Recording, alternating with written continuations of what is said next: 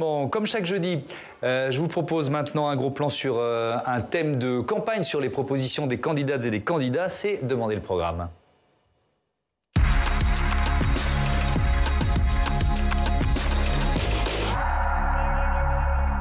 Demander le programme sur l'âge des retraites, la réforme, faut-il repousser l'âge légal jusqu'à 65 ans ou travailler moins longtemps, jusqu'à 60 ans? C'est un vrai marqueur dans cette présidentielle, comme nous l'explique Hugo Lemonnier. À quel âge partira-t-on à la retraite? La question divise toutes les familles politiques. À gauche, Anne Hidalgo et Yannick Jadot s'accordent pour sanctuariser le départ à la retraite à 62 ans, tandis que le PCF et les Insoumis prônent un retour à 60 ans. Mais, divergence de fond, Fabien Roussel propose de s'arrêter de travailler après 37,5 années de cotisation, quand Jean-Luc Mélenchon souhaite un départ à taux plein après 40 annuités. Quelle est la situation réelle aujourd'hui du pays? Les jeunes gens ont pour la première fois un emploi en CDI, entrent dans le boulot à 23 ans. Plus 43 annuités égale 66 ans. Ça veut dire que la génération montante travaillera jusqu'à l'âge de 66 ans. Et vous savez comme moi que travailler trop longtemps nuit à la santé. À l'extrême droite, deux visions s'opposent. Éric Zemmour se dit favorable à un retour progressif de l'âge de départ à la retraite à 64 ans d'ici 2030. Tandis que Marine Le Pen, elle, reste attachée au marqueur de la retraite à 60 ans avec 40 annuités. La retraite à 60 ans, ça ne veut, si je puis me permettre, rien dire si on n'appuie pas cet âge sur 40 annuités. Donc si à 60 ans on n'a pas ces 40 annuités, qu'est-ce qui se passe? Eh bien on continue à travailler jusqu'à ce qu'on ait ces 40 annuités. Du côté des LR, Valérie Pécresse propose de porter l'âge légal à 65 ans. Il faut travailler plus longtemps. Donc oui, bien sûr, il faudra passer progressivement à 64, puis à 65 ans. C'est une nécessité. Alors ça suppose, en donnant, de travailler évidemment sur les carrières longues et sur la pénibilité. Seul le président de la République, candidat non déclaré, entretient le flou sur ses intentions. Il faudra travailler plus longtemps, dit-il, mais il abandonne son projet de retraite à points. Il faut qu'on aille tous vers une sortie de ce qu'on appelle les régimes spéciaux.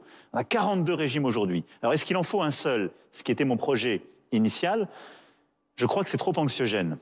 Mais je pense qu'il nous faut aller vers un système simplifié où, pour la fonction publique, pour les salariés et puis pour les indépendants, on a grosso modo trois grands régimes. Laissée en chantier par la majorité, la réforme des retraites sera en 2022 l'un des enjeux de la présidentielle. Et on va vraiment angler ce débat sur la question de l'âge légal. Faut-il repousser, l'avancer? Je vous propose d'en débattre avec Marie Lebec. Bonsoir, bienvenue. Vous êtes députée à l'OM des Yvelines, membre de la Commission des Finances à l'Assemblée. Othman Nasrou, bonsoir. Bienvenue. Vous êtes porte-parole de campagne de Valérie Pécresse et vice-président de la région Île-de-France. Yann Brossat, bonsoir. Bonsoir. Directeur de campagne de Fabien Roussel, maire adjoint de Paris, en charge du logement, de l'hébergement d'urgence et de la protection des réfugiés. J'accueille également en duplex, en visioconférence, Éric Heyer, qui est docteur en économie et directeur du département analyse et prévision de l'OFCE, l'Observatoire français des conjonctures économiques. Bonsoir Éric Heyer, merci d'avoir accepté notre invitation. Et Laetitia Krupa, évidemment, est restée à mes côtés.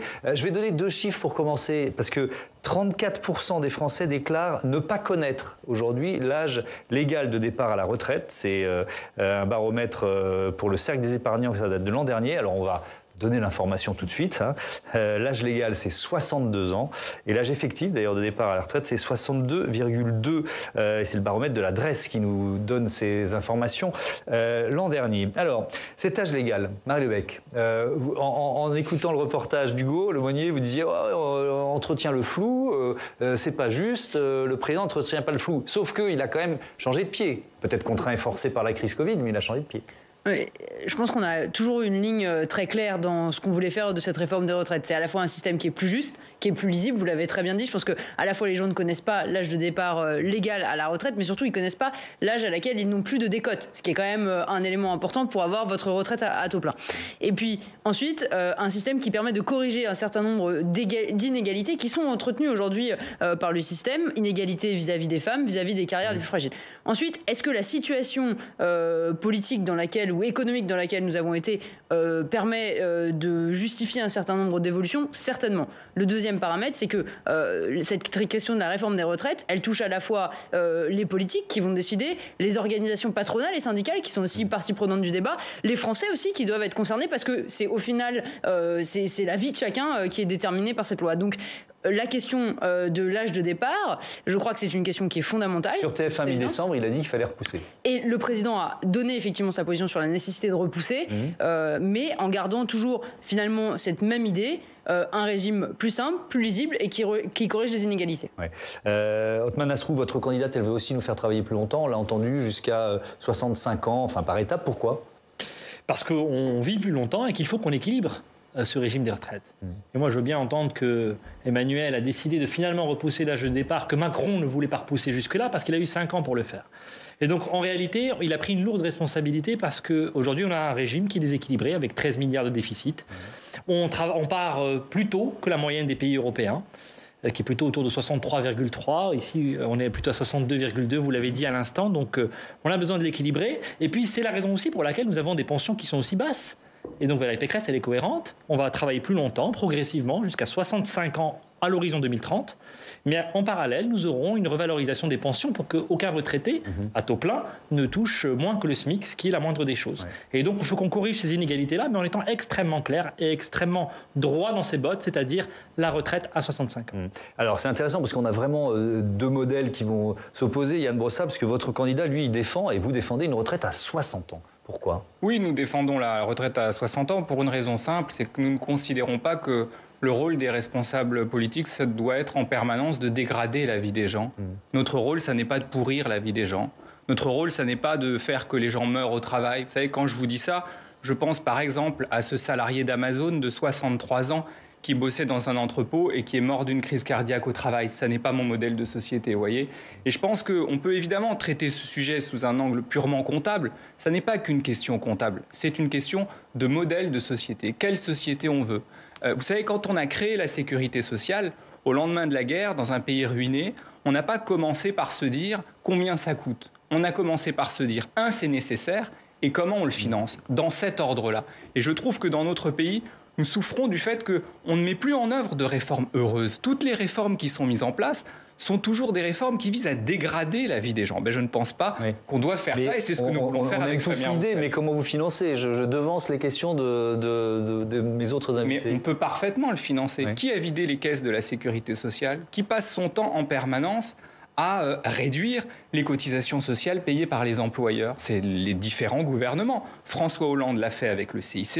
Ce gouvernement l'a fait en pérennisant les baisses de cotisations sociales. Évidemment que si vous videz les caisses parce que vous réduisez les cotisations, il n'y a plus d'argent pour le financer. C'est 21 milliards d'euros de cotisations sociales en moins sur les employeurs chaque année. Ce que nous disons, c'est que cet argent, il faut le remettre. OK. Mais est-ce que je peux poser une question ? Allez-y, vous êtes là pour ça aussi. Tous les Français se posent. Par exemple, si vous dites, nous, c'est retraite à 60 ans. Si on veut travailler plus, c'est possible ou pas ? Mais vous l'avez entendu tout à l'heure. Évidemment que c'est possible, puisque aujourd'hui, vous avez un âge de départ à la retraite de 62 ans, et la moyenne, c'est 62,2. Oui, donc ça veut dire, non mais imaginons, j'en sais rien, on a envie de travailler 10 ans de plus, ça veut simplement dire que vous avez la possibilité évidemment de travailler davantage, mais que si vous exercez un métier pénible, vous pouvez partir à taux plein à 60 ans, parce que vous voyez quand même, l'espérance de vie en bonne santé, j'aimerais bien qu'on en parle. C'est 62 on va en parler un peu plus tard. 62 ans aujourd'hui. Et donc, je vous interromps parce que il faut aussi en tenir. Ça fait évidemment partie des thèmes de ce débat. Je vais vous redonner la parole, mais je voudrais entendre Éric Heyer sur finalement ce qui est intéressant dans ce débat. C'est vraiment deux modèles qui s'opposent. Si on regarde un peu vers nos voisins européens, Othmane Nasrou disait tout à l'heure, on est à 63,3 de moyenne. Il y a effectivement... est-ce qu'il y a des pays d'Europe qui, comme le propose Yann Brossat, sont en train de revenir vers 60 ans ou même moins, qui sait ? Non, pas réellement. C'est vrai que on va plutôt vers un allongement de l'âge de départ à la retraite, mais avec aussi une paupérisation des retraités. On voit que effectivement tous ces pays ont un taux de pauvreté des 65 ans, nettement supérieur au nôtre. Ils tournent aux alentours de 18% de taux de pauvreté chez les seniors, quand en France on est plutôt à 9%. Donc c'est effectivement un choix de société. C'est bien des actifs qui financent un pouvoir d'achat pour les inactifs. Avec de la répartition, donc ils ont acquis des droits. Bon, on consacre 14 points de PIB là-dedans. C'est aussi très élevé quand on se compare, mais on a un niveau de vie à la retraite supérieur aux autres pays, un taux de pauvreté inférieur. Bon, c'est vraiment un choix. Je pense que c'est juste ce qu'a dit Yann Brossat. C'est économiquement, on peut régler les problèmes.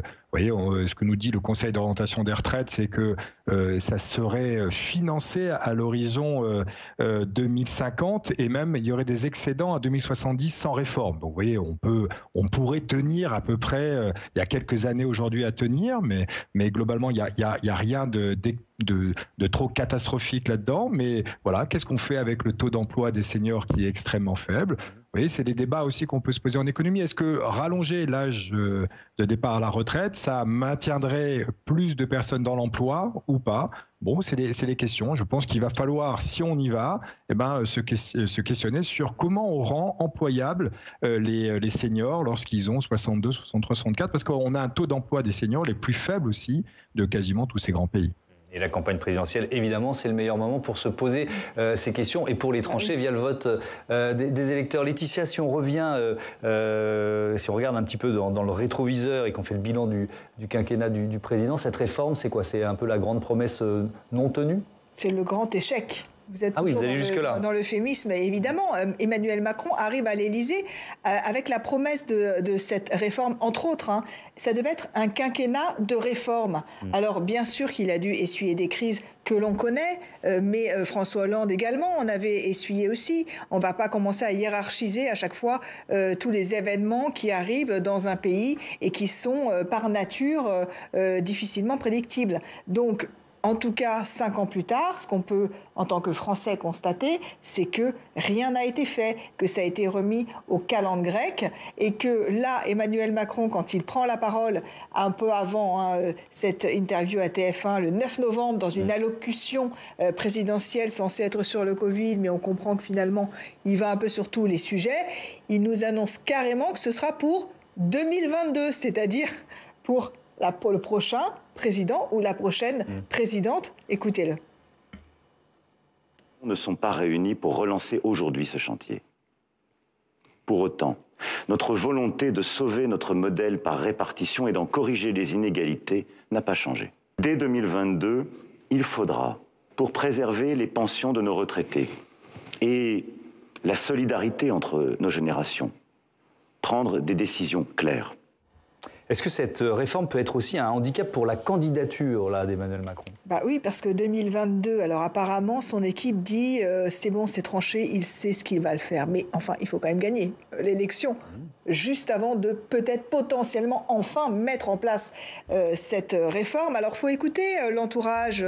Alors, ils disent oui, la campagne, c'est vraiment une bonne occasion justement pour trancher définitivement cette question, notamment sur l'âge, parce que l'âge, c'est très symbolique, l'âge de départ à la retraite. Et alors là, est-ce qu'il est aidé ou handicapé par son ancien Premier ministre, Édouard Philippe, qui carrément en septembre dit « Allez, 67 ans » dans son interview au magazine Challenge. Édouard Philippe qui avait porté cette réforme avec un 49.3 brutal, rappelez-vous, avant de tout stopper. Et je passe aussi dans cette... un peu l'histoire.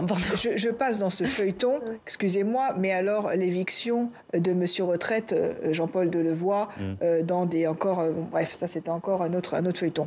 Mais c'est vrai que cette réforme des retraites, annoncée par Emmanuel Macron en 2017, factuellement, sans refaire l'histoire, si vous voulez, n'a pas eu lieu. Bon, le caillou dans la chaussure. Non, c'est pas le caillou dans la chaussure. Déjà, je crois qu'il y a un principe de base, c'est que pour financer notre système de retraite, il faut qu'il y ait des gens qui soient en activité, puisque c'est les actifs qui cotisent pour les inactifs. Pour avoir des gens qui reviennent en activité, il fallait faire un certain nombre de réformes économiques. C'est ce qu'on a commencé à faire dans le cadre de ce mandat. Et aujourd'hui, le résultat est là. On a un chômage qui est en baisse et qui n'a jamais été aussi bas depuis de très nombreuses années. Et donc, c'est que la politique, elle a marché. Ensuite, effectivement, on a engagé à peu près à mi-mandat cette réforme des retraites, qui est, je crois, une réforme pour laquelle il faut accepter de prendre du temps. On veut tous sauver le modèle par répartition. Mais pardon, moi, je ne peux pas rejoindre les LR qui, depuis des années, nous baladent avec des petites mesures d'âge sans jamais ne s'attaquer réellement réellement au problème de fond de ce système tel qu'il a été bâti.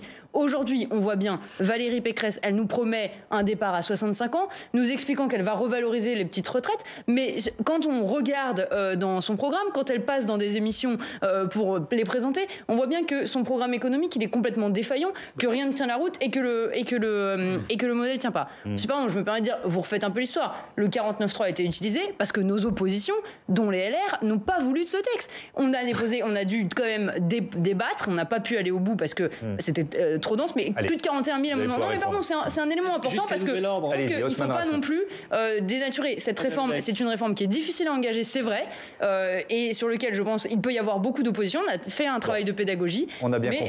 Vous avez mis en cause les propositions de Valérie Pécresse. Je vous propose de répondre. Non, je veux juste rappeler à Madame Lebec que les Républicains ne sont pas majoritaires à l'Assemblée nationale, même si, quand j'en crois votre immobilisme sur ce sujet-là, on pourrait penser que vous n'êtes pas au pouvoir. Voilà, donc vous dites depuis quelques années, les LR ne l'ont pas fait. Ça fait 10 ans que nous ne sommes plus aux responsabilités.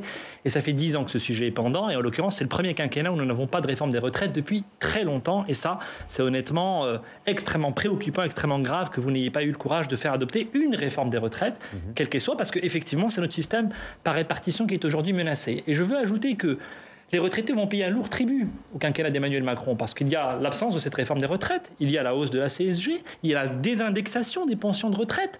Ce sont probablement ceux qui ont payé le plus lourd tribut à ce quinquennat d'Emmanuel Macron. Et donc, quand j'entends ce que je viens d'entendre, je trouve que c'était un petit peu excessif.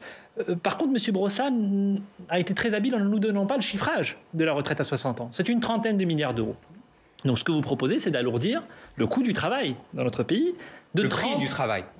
Peut-être, très bien. Vous placez systématiquement du point de vue de l'employeur, je me permets de me placer du point de vue du salarié. Vous vous placez toujours du côté des formules, je me place du côté des faits. Et en l'occurrence, en ce qui concerne les faits, je n'ai pas interrompu M. Brossard, en ce qui concerne les faits, 30 milliards d'euros d'alourdissement du prix du travail, si vous voulez, ça donnera toujours la même conséquence, ça sera le chômage de masse, parce qu'il y a un sujet de compétitivité de nos entreprises.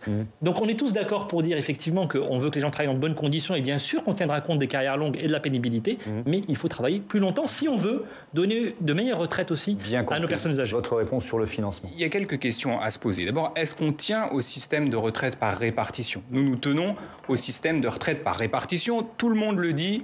En tout cas, pour ce qui nous concerne, les choses sont claires. Deuxièmement, est-ce que le système de retraite par répartition est aujourd'hui en danger ? Si j'en crois le Conseil d'orientation des retraites, ça n'est pas le cas. C'est ce que disait Éric Heyer tout à l'heure. C'est ce qu'Éric Heyer disait tout à l'heure. En 2025, d'après les estimations du Conseil d'orientation des retraites, le déficit représenterait 0,3% du produit intérieur brut. Et on est en train de nous dire qu'on va pourrir la vie de tas de salariés, qu'on va obliger à travailler plus longtemps parce qu'on a un déficit à horizon 2025 qui pèse 0,3% de notre PIB. Puis vous savez, on dit beaucoup, l'espérance de vie s'est allongée au cours des dernières décennies, donc il faut travailler plus longtemps. Alors ça, j'ajouterais quand même un élément, c'est que si on compare notre produit intérieur brut, nos richesses, par rapport à ces dernières décennies, elles ont aussi énormément augmenté parce que les travailleurs ont bossé, qu'ils ont produit des richesses supplémentaires. Ils doivent donc pouvoir en bénéficier et avoir un peu plus de temps en retraite. L'espérance de vie, voilà le chapitre qu'on va ouvrir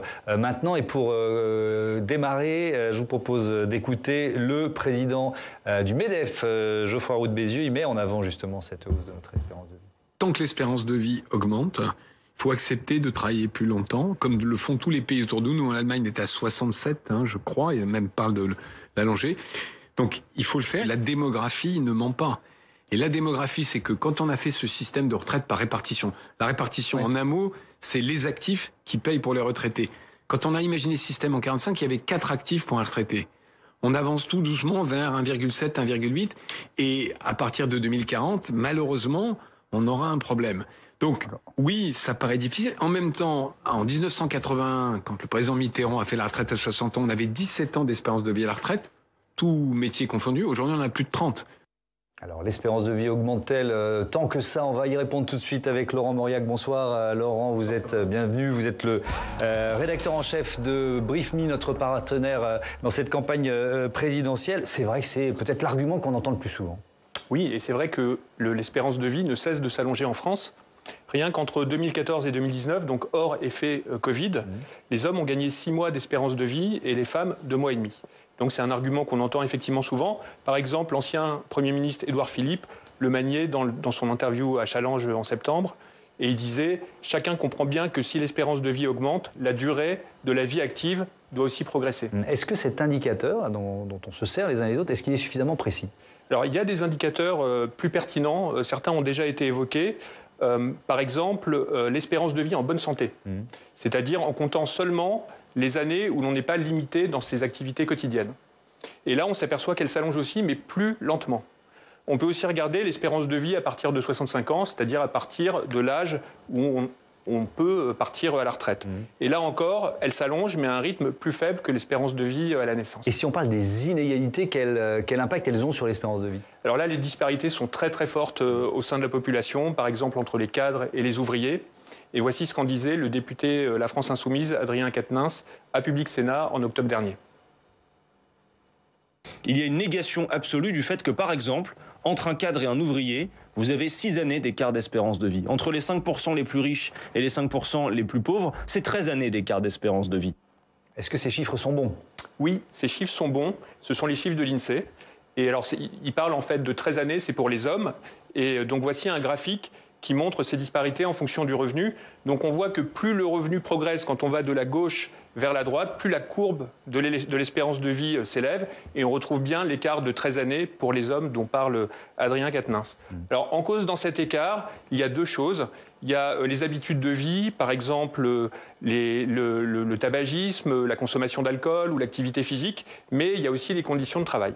Et donc la question se pose pour toute future réforme des retraites de savoir s'il faut ou non prendre en compte ces inégalités et chercher à les corriger. Merci Laurent pour toutes ces précisions. Yann Brossat, c'est pour ça que vous proposez un départ à la retraite encore plus tôt. L'âge légal, ce serait 60 ans, mais vous proposez un départ à la retraite encore plus tôt pour certaines professions. Lesquelles ? Regardez, effectivement, l'espérance de vie en bonne santé, pour un ouvrier, c'est 59 ans. C'est-à-dire que même si vous décidez de mettre en place l'âge de départ à la retraite à 60 ans, ça veut dire qu'un ouvrier n'aura pas une année en retraite en bonne santé. C'est quand même un sujet. Est-ce qu'on considère normal que des gens ne puissent pas bénéficier d'une année, de 2 années en retraite avec une santé convenable qui lui permet de profiter de sa retraite? Donc oui, effectivement, pour les professions qui exercent des métiers pénibles, et c'est le cas des ouvriers, en tout cas de la grande majorité d'entre eux, on devrait avoir la possibilité de partir avant. Ça me paraît être le bon sens. Je vous pose la question parce que la difficulté, c'est toujours de définir. Il y a des effets de seuil, il y a des professions qui vont réclamer qu'ils ne l'auront pas. Donc, la liste va être difficile à établir. Votre chroniqueur disait les choses très justement, la démographie ne ment pas. Et en l'occurrence, l'espérance de vie en bonne santé, c'est un bon indicateur. Et quand vous regardez effectivement l'espérance de vie en bonne santé, 59 ans pour un ouvrier, 69 ans pour un cadre. Donc vous avez un monde entre ces deux catégories-là. Ça ne veut pas dire que c'est facile d'être cadre, c'est aussi du stress. Combien de pourcentage de la population représente les ouvriers ? Les ouvriers, c'est environ 20% de la population active, ce qui n'est pas tout à fait rien. Vous savez, parfois... Non, je pose juste la question pour qu'on puisse avoir une idée de grandeur. Parfois, quand on écoute par exemple, un certain nombre... c'est 1%. C'est vrai, mais parfois, quand on écoute un certain nombre de commentateurs, on a l'impression que le monde ouvrier a disparu. Le monde ouvrier n'a pas disparu. C'est un actif sur 5. Et ce sont des hommes et des femmes qui ont mérité des réponses, notamment sur cette question des retraites. Et la phrase « la démographie ne ment pas », c'est pas Laurent, mais c'est Geoffroy Roux de Bézieux. Il a raison. Il a raison. Mais bon, d'ailleurs, vous êtes d'accord avec le patron de... Ce qui m'a fait sourire, s'il dit que la Lune est ronde, je ne vais pas dire qu'elle est triangulaire. On est d'accord. Il disait tout à l'heure, au moment où François Mitterrand décide de la retraite à 60 ans, la situation n'était pas la même. Juste un détail, à l'époque, les patrons des patrons étaient déjà contre. Il a l'air de dire qu'à l'époque, ça ne posait pas de problème, il s'y opposait déjà avec beaucoup de virulence. La pénibilité et les professions pour lesquelles éventuellement on pourrait choisir un âge légal de départ différent, ça pose la question de la multiplication des régimes. Et effectivement, l'une des volontés du président de la République, c'était de sortir de ce magma de 42 régimes, etc. Il propose, alors c'était toujours dans cette interview à TF1, 3 grands régimes, c'est ça? C'est l'idée? Oui, alors le président, effectivement, dans le cadre de l'interview à TF1, a dit peut-être que faire converger tout le monde vers un seul régime, c'est un peu compliqué et ça peut générer des angoisses. C'est des carrières qui sont différentes, qui évolueraient différemment. Donc, garder une structure avec 3 grands régimes, mais on passerait quand même de 42 à 3, c'est quand même pas rien en termes de simplification. Et après, c'était le cadre des débats, mais ça pourra évoluer en fonction de la nouvelle mouture qui sera proposée. Mais ce qui avait été proposé, c'est de dire aussi, en fait, on fait un système par points. et c'est au nombre de points que vous accumulez. Et quand vous avez, par exemple, un métier pénible, vous accumulez un peu davantage de points, ce qui justifie en fait que vous puissiez avoir un départ qui soit anticipé par rapport à d'autres professions où effectivement on considère qu'en fonction du métier que vous exercez, vous n'avez pas la même pénibilité, donc vous n'avez pas les mêmes conditions de travail. Je crois que ça pose aussi, et c'est l'intérêt de l'interview du président de la République, de rappeler que on peut toujours parler de l'allongement de la durée dans l'emploi. C'est un vrai sujet, je pense, un vrai sujet de financement. La question de l'emploi senior, tant qu'on n'a pas résolu, tant qu'on n'a pas apporté une réponse, ça restera un poids, je pense, dans la mise en place de cette réforme. Aujourd'hui, on connaît tous, dans nos entourages, des gens qui ont d'abord été mis au chômage, et puis comme vous avez passé un certain âge, vous avez souvent 3 années de chômage, et puis ensuite vous prenez le plan de départ ou la pré-retraite, et donc en fait... Et à quoi ça sert de prolonger l'âge s'il n'y a pas de marché économique pour prolonger l'emploi des seniors ? Je crois que c'est une bonne réflexion pour nous obliger aussi à considérer comment est-ce qu'on emploie les seniors dans la société. Moi, j'ai fait un tour dans ma circonscription, parce que c'est un sujet qui nous préoccupait, et vous voyez, j'ai constaté que par exemple dans l'industrie, dans les professions industrielles, on travaille beaucoup plus sur l'adaptation du poste à des seniors que chez les cadres où finalement on sait pas tellement bien quoi en faire, et on a tendance à dire bon bah ça coûte cher à l'entreprise, on va les sortir. Donc je pense que c'est un vrai sujet de société aussi pour la place que l'on accorde à nos seniors, la place que l'on donne à nos aînés, l'utilité sociale aussi, et pas considérer que quand vous passez une barrière d'âge, et ben finalement vous êtes soit trop cher, soit un peu désuet, soit tout cassé, et donc on n'a plus besoin de vous dans l'entreprise. On va rester sur la pénibilité, je vais vous donner la parole sur ce thème précis, mais Éric Heyer, sur effectivement l'emploi des seniors, j'aimerais bien avoir votre expertise. Est-ce que la situation elle est plutôt en train de s'améliorer ou au contraire de s'aggraver en France ? Alors oui, ça a toujours été un point faible. On a toujours été pas très bon dans les taux d'emploi à la fois des jeunes et des seniors. Les seniors, alors les jeunes c'est jusqu'à 24 ans et les seniors ça commence à 55 ans. Et donc on a toujours été très en retrait par rapport aux autres pays développés, et notamment les autres pays européens. Et aujourd'hui on est en train de rattraper en partie ce retard. Alors on peut peut-être le mettre aussi au profit des réformes des retraites. On en a eu un certain nombre, ça c'est possible. Il y a certaines études économiques qui tentent de mettre ce lien-là. On n'en est pas complètement sûr, mais pourquoi pas. Et aujourd'hui on est quand même à 56% de taux d'emploi en France, c'est-à-dire, quasiment globalement, un senior sur 2 est déjà au chômage. Donc, augmenter l'âge de départ à la retraite, ça veut dire qu'on lui rallonge la période au chômage. Et donc, alors que dans les autres pays, vous voyez, en Allemagne, on est à 72% de taux d'emploi des seniors. Donc, il y a très peu de chômage à cet âge-là.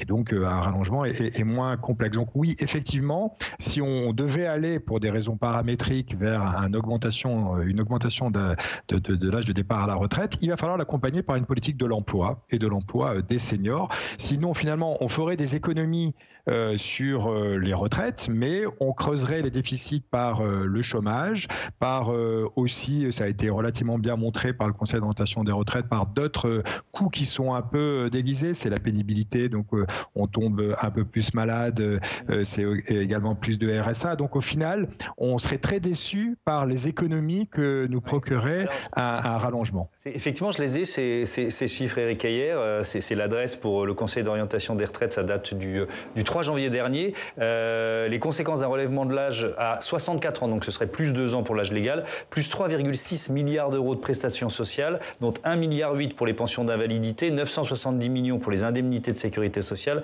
830 millions pour les minima sociaux. Éric Heyer, je reste avec vous, ça veut dire que ça coûte plus cher en prestations sociales, mais qu'est-ce que ça rapporte en cotisation, en consommation ?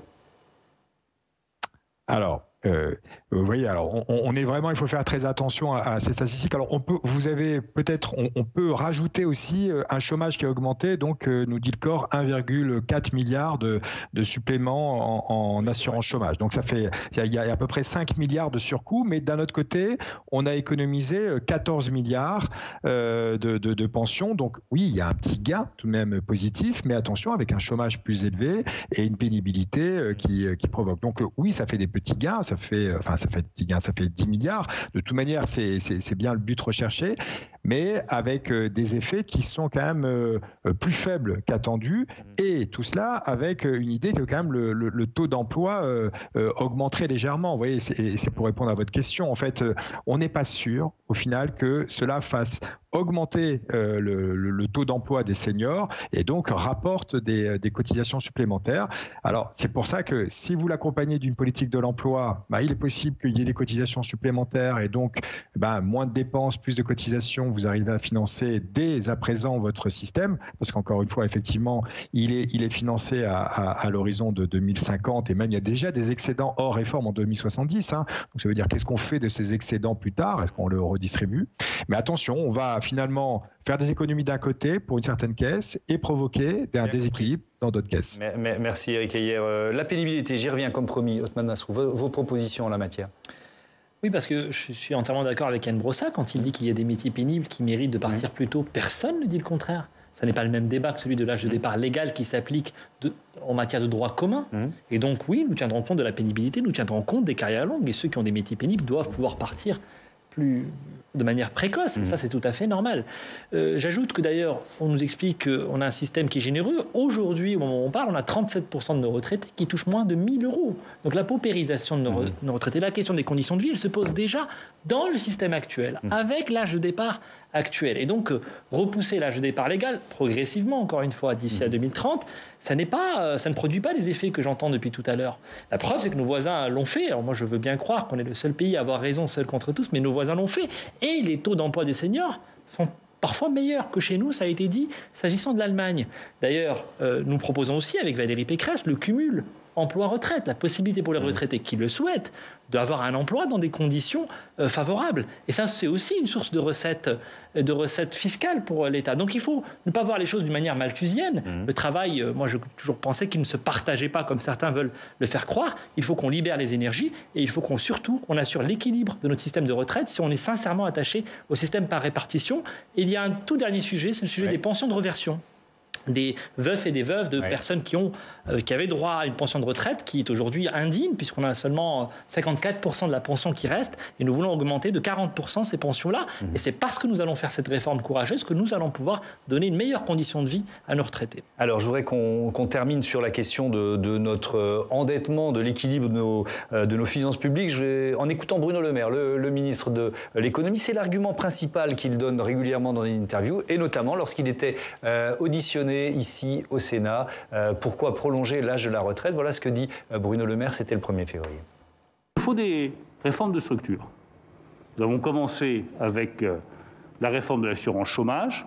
Il me semble indispensable de poursuivre avec la réforme des retraites, qui doit être une priorité absolue pour le rétablissement de nos finances publiques et de nos finances sociales en particulier. Est-ce qu'elle obéit à une logique uniquement économique? Non, je tiens vraiment à le préciser. Il s'agit aussi de simplifier, d'avoir un système qui soit plus juste, notamment pour ceux qui ont démarré tôt dans leur vie active. Ce n'est pas l'objet de notre discussion aujourd'hui, mais je tiens à préciser qu'effectivement, ce n'est pas le seul objectif d'une réforme des retraites. Yann Brossa, vous êtes évidemment opposé à cette idée, à ce projet. Comment rééquilibrer nos finances publiques sans allonger l'âge du départ légal? C'est très révélateur ce que dit Bruno Le Maire parce qu'il prend l'exemple de la réforme de l'assurance chômage. Cette réforme de l'assurance chômage qui, de fait, a conduit à réduire l'indemnisation des chômeurs. Et donc, il nous dit, on a fait la réforme de l'assurance chômage, maintenant il faut s'attaquer à la réforme des retraites. C'est exactement ce que je vous disais au début de l'émission. Ce ne sont que des réformes qui visent à aggraver la situation des plus modestes, systématiquement, tout le temps. Ça peut peut-être jouer un rôle aussi dans le retour à l'emploi d'un certain nombre de personnes. Non, parce que je ne pense pas que les gens qui sont au chômage rêvent d'être au chômage. Je pense que leur rêve, c'est de travailler. Et ça suppose évidemment qu'on crée de l'emploi. Mais c'est quand même une question fondamentale. Dans un pays aussi riche que le nôtre, qui est la 6e ou 7e puissance économique du monde, on a des responsables politiques qui n'engagent de réformes que pour pourrir la vie des gens. Et donc ce que nous disons avec Fabien Roussel, c'est que dans un pays aussi riche que le nôtre, on devrait être capable de mettre en œuvre des réformes progressistes. Si on a été capable de le faire dans un pays ruiné au lendemain de la Seconde Guerre mondiale, on doit être capable de le faire aujourd'hui en France. Marie Le Becq. Je crois que la question de l'équilibre financier, elle dépasse la question de la bonne gestion de l'État. Ouais. C'est aussi un sujet de confiance de la population dans le système de retraite. Moi, je constate aujourd'hui trop souvent que, au vu de l'état de notre système de retraite, beaucoup pensent qu'ils n'auront pas accès à cette retraite, que finalement, eux-mêmes, alors qu'ils cotisent pour leurs aînés, ne bénéficieront pas. Je crois que cette rupture de confiance, ça risque de mettre en fragilité notre système par répartition. Je suis très attachée à ce système. Je pense que c'est un bon système. Mais est-ce qu'il faut forcément le réformer pour tenir cette promesse ? Oui, je pense qu'elle est nécessaire parce qu'effectivement, on l'a vu, il y a un allongement de la durée de vie, on a une diminution du nombre de personnes en activité par rapport au nombre de personnes inactives. Donc il y a des paramètres. Je suis d'accord avec Yann Brossa sur le fait de dire qu'il faut que les gens puissent profiter de leur retraite dans de bonnes conditions de santé. Mais je crois qu'il faut aussi considérer qu'il y a un certain nombre de paramètres qui doivent permettre de faire que ce système de retraite soit soutenable. Si on le rend peu soutenable, in fine, il disparaîtra. Donc au-delà de la question de la bonne gestion des deniers publics, qui est un vrai enjeu, je crois que la question de dire comment est-ce qu'on fait pour que le système soit pérenne dans le temps, il est absolument fondamental. On avait fait, dans le cadre de la première tentative de passer cette réforme, une conférence de financement. Je crois qu'elle est aussi intéressante parce qu'elle met à contribution les partenaires sociaux pour savoir quelles sont les différentes voies de financement. Et je ne crois pas qu'il faille forcément se priver de poursuivre, quand on relancera cette réforme des retraites, cette discussion avec les partenaires sociaux. Othmane Nasrou, ce sera quoi imaginons que Valérie Pécresse devienne présidente de la République. Ce sera une des premières réformes de son quinquennat, de son mandat. Et puis, avec quel processus ? Parce qu'effectivement, on n'a pas parlé beaucoup des partenaires sociaux, mais ils vont jouer un rôle majeur. Oui, et quand on parle précisément de la pénibilité ou des carrières longues, il faudra associer les partenaires sociaux à la concertation préalable. Mais c'est une réforme qui doit arriver très vite. Et quand on parle de crise de confiance, comme je l'entends à l'instant, on ne peut pas être élu avec un projet de réforme, ne pas le faire et expliquer en fin de quinquennat, comme le fait Emmanuel Macron, que finalement on en fera peut-être une autre et dont on ne sait aujourd'hui absolument rien. Tout cela n'est pas sérieux. Oui. Enfin, moi, je ne suis pas tout à fait d'accord avec Laetitia qui disait tout à l'heure tous les présidents ont eu des crises. Celle-là, quand même, c'en était une. Quoi. Et ça empêchait le Parlement de se réunir ? Non, mais on peut comprendre que cette réforme a été reportée. Je ne le comprends absolument pas. Ouais. C'était un engagement de 2017. L'équilibre des retraites aujourd'hui, il est quand même menacé parce que même si le Conseil d'orientation des retraites donne des perspectives, elles sont incertaines. Et pour l'instant, nous avons un déficit de 13 milliards. Et le président de la République a commencé à faire voter une réforme. Il a laissé tomber. Et il nous explique aujourd'hui que finalement, ça n'était peut-être pas la bonne et qu'on verrait pour le quinquennat suivant. Il ne faut pas s'étonner qu'il y ait de l'abstention dans notre pays quand un responsable politique qui prend des engagements, ensuite, tout simplement, tourne le dos à sa propre parole. Ça n'a aucun sens. Mais le système n'a pas changé. Tout ça est une politique de gribouille. On ne sait pas où on va. Nous sommes clairs, ça demande du courage. Mais je veux le dire, la réforme, ça n'est pas forcément du sang et des larmes. Une réforme, ça peut être aussi du gagnant-gagnant. Travailler plus. C'est une réponse à Yann Brossa. Oui, travailler plus.